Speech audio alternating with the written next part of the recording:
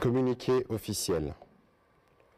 Le président de la République, chef de l'État, commandant suprême de forces armées de la République démocratique du Congo et de la police nationale congolaise, a présidé ce samedi 29 octobre 2022 à la Cité de l'Union africaine à Kinshasa, une réunion élargie du Conseil supérieur de la défense.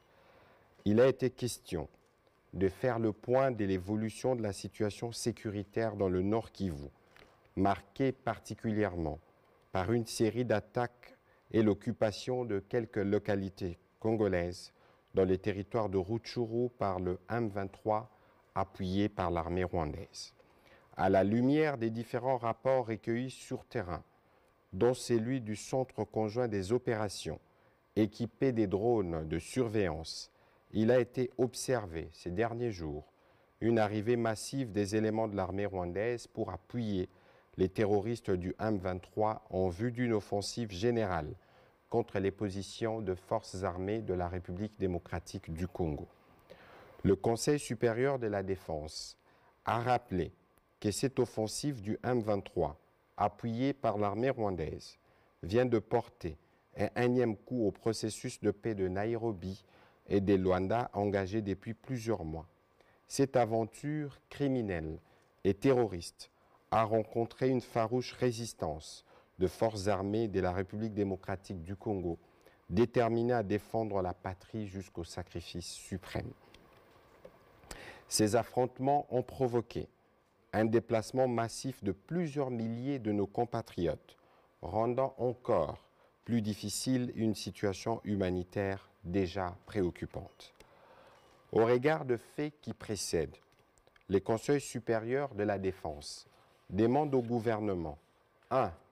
D'expulser dans les 48 heures suivant sa notification M. Vincent Karega, ambassadeur plénipotentiaire du Rwanda en poste en République démocratique du Congo.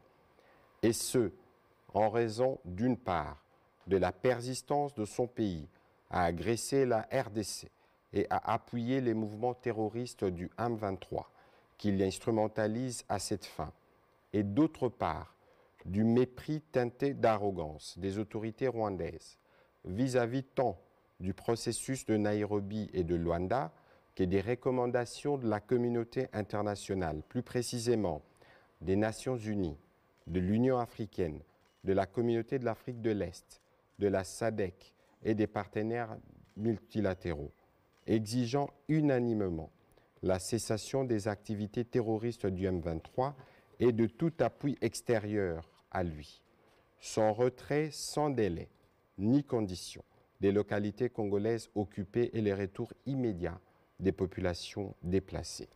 2. D'envoyer en toute urgence une mission humanitaire pour porter une assistance à nos populations déplacées à la suite de ces attaques. 3. De prendre de nouvelles mesures supplémentaires de restriction d'accès au territoire congolais à l'encontre du Rwanda. 4. D'accroître la force de frappe des forces armées et de sécurité. 5.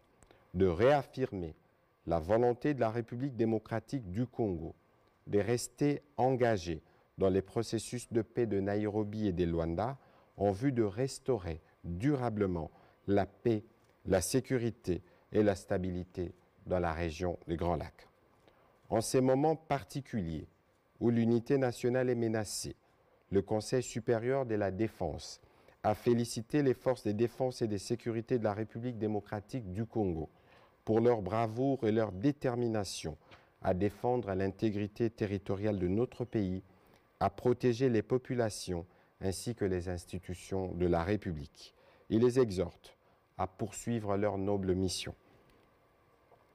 En vue de préserver l'unité nationale, le Conseil supérieur de la défense a rappelé la recommandation du président de la République, chef de l'État, celle de s'abstenir de tout type de discours, actes de violence ou des stigmatisations contre les communautés rwandophones pour ne pas prêter les flancs à l'ennemi.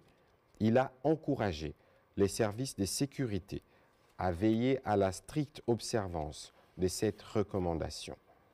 Enfin, le Conseil supérieur de la défense remercie le peuple congolais pour l'élan de solidarité et de patriotisme manifesté à l'endroit de nos forces armées et de nos populations touchées par cette agression.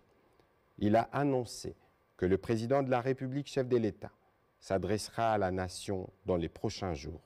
Fait à Kinshasa le 29 octobre 2022 pour les Conseils supérieurs de la défense élargi. Patrick Muyaya, ministre de la Communication et des Médias, porte-parole du gouvernement. Je vous remercie.